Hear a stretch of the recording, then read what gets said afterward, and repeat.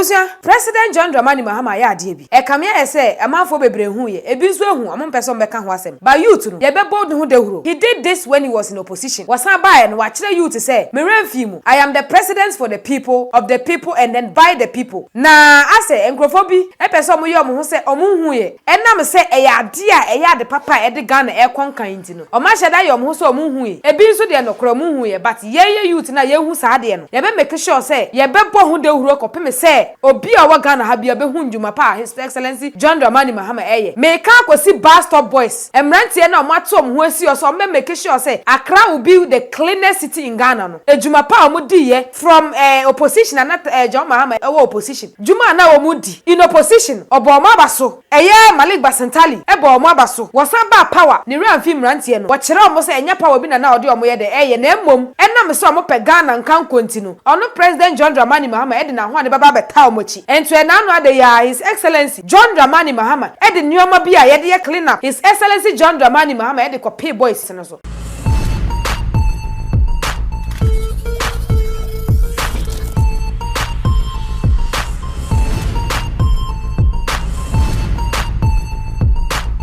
You are watching Kasapa Media. Ebusia, President John Dramani Mahama ya adiebi.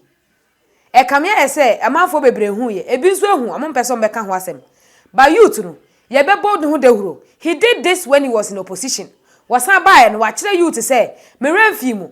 I am the president for the people, of the people and then by the people." Eye mo ena modimisi akonwa so. Enti se mo ya ade na se atwa yi a me President John Dramani Mahama me bom abaso. Na ase enkrofo bi epeso mo ye omo ho se omo hu ye. Enam se eya ade a eya de papa e de Ghana e konkan nti no. Oma hyeda ye omo ho se omo hu ye. Ebi nso de no kro mo hu ye, but ye youth na ye hu sa de no. Ye be make sure say ye be bo hu de huro kopem say obi a wa Ghana ha bia be hu ndwuma pa His Excellency John Dramani Mahama eye. Me ka ne say me ka akosi bar stop boys. Emrantie na omato om ho asi so me make sure say Accra will be the cleanest city in Ghana no. Ejuma pa omudi ye from opposition and not John Mahama opposition. Juma na omudi na omojuma na mo start ye nyene. Omadi hu juma na nyankopon aye omadom ama the president of the Republic of Ghana. John Dramani Mahama in opposition obo omabaso. Malik Basentali ebo omabaso. Wasan ba power ni ramfi mrantie no. Wo kire omo say enya power bi na odi omo ye de na emom enam so omo pe Ghana nkan kontinu. Ono President John Dramani Mahama edi na ho ade baba beta omochi. Entu na no ade ya His Excellency John Dramani Mahama edi nyoma bi a ye de clean up edi wheelbarrow edi ye kan empraye chese rakes asone nyoma His Excellency John Dramani Mahama edi ko pay boys no so e ma boys no ebo se edi nsemba ko mienu bi atudwa ebusuafo ansa na me konsem bebre mu no ye nkwankwatie bra na His Excellency John Dramani Mahama edi nyoma ehye boys nsem a wo kire nyoma a ode bre wo mo. As I said, we decided today to recognize these selfless, community-spirited young people who, for several years, using their own resources, their energy and strength, continue to volunteer to keep our city clean. My attention was drawn to them, as I said, last year, and that was because they were appealing for a tricycle to be able to cut away the garbage when they have removed it. Tricycle is aboboya for those of you who don't know a tricycle.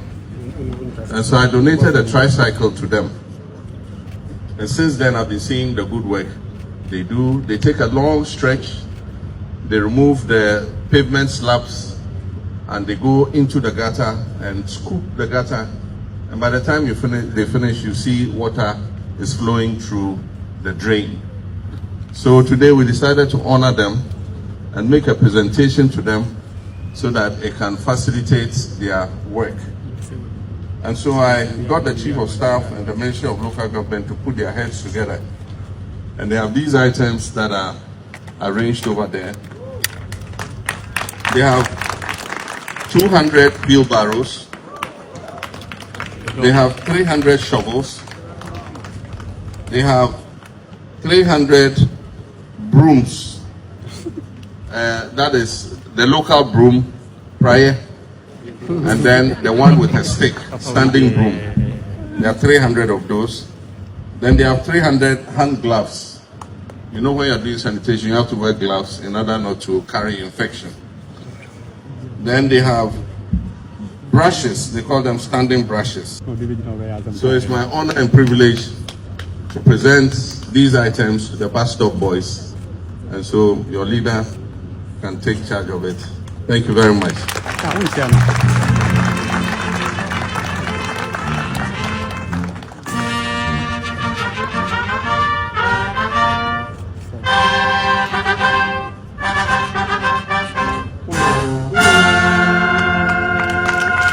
Now, these are the things His Excellency John Dramani Mahama the brave boys no. Na eya nejie esa ya kan say ahwa if he say president etimi atutu anamo ajai de oye e wo Jubilee House ajai de oye e wo Flagstaff House about down to earth to the guys no. It should show you something.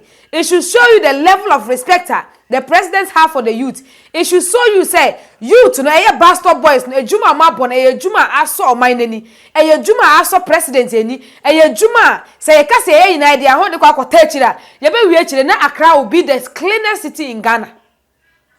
Ebusiafo mumma ye mfa ya ho de enta boys yechi efi say ejuma mo ye no me ne wo ye de esi ho no abia na ejuma no ye nye ye be ka say ye fi ejuma ebia ye de bre say ye nye kura de ye ngisika nya de be ye enso matimi atuom ho asi ho no ma omo pese omo ye ma Accra eye the cleanest city empo Accra and then beyond enya Accra nko o Accra and then beyond na abusia His Excellency ye this asem we tu dwa no boys no enso de omo anu asem ebetu e da president ase e show appreciation say omo da president ase say wetimi atutu anamo e free baby owo eye den aba omo na ase enti abusia yen kwankwo tie de boys no e de tu dwa. To the chairman of this beautiful ceremony, all protocol duly observed, and to the president, I call you the father of volunteers. Because at the time you gave us the 50,000 was at the hardest point of our lives where we wanted a mini excavator to be able to do a lot of the silting. And fast forward today, I'm so grateful personally because at the end of the day, it started with me and everybody here also saw the need to join. We are so grateful. And let me also remind you, Mr. President, there are already existing 12 young volunteer groups doing same as we do. The likes of Keep Kumasi Cleaner in Kumasi, the Brotherhood is in Koklobite, the Gandangbe youth are somewhere, was the name Choco. So we are so grateful, and because of your kind support, many of the youth are seeing the need to be involved in this. Say, I am particularly passionate about this journey because I do understand that the foundation of life is the environment. And once the environment starts going bad, it simply means that we are going to have more people walking to the hospitals. And no matter what, we cannot guarantee deaths for 100 people falling sick in a day. So we are so grateful, and we say with this, we are going to push even much harder to reiterate and to state that indeed Ghana is the gateway to Africa, and we must start to ensure that we have cleaner space everywhere.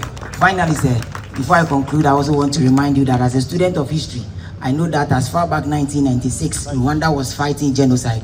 Say, today they are the cleanest city in Africa. It saddens my heart because I know Ghana hasn't gone to any war, meaning that we can do much better. But we need to say, deliberately involve young people in the campaign of environmental sustainability.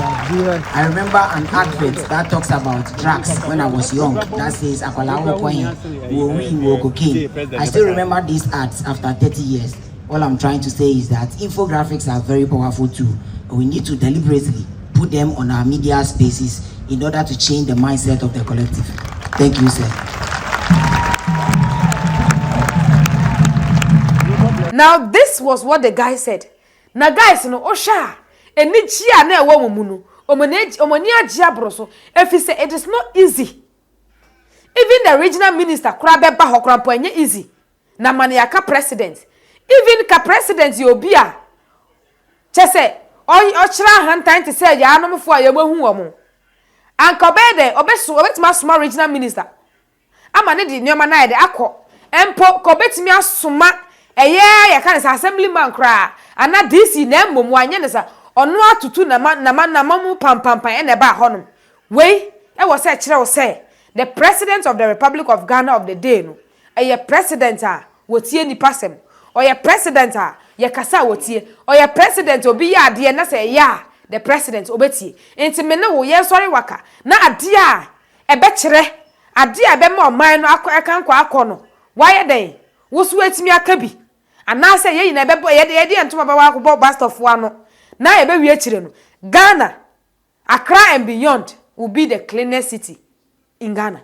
Ebusa for aha kasapa media dey say dey akọ dey ba oman no amanyo sem no kure e na de bebo ebusa won subscribe and patch subscribe na owie so a comment na se comment section ho no ho ye wo dia na nsem no ye di akire se foforo bi sa ba ye de betu dwa e na me se wa subscribe ntino de beba betu no wo no e na obedi kan hu makrawo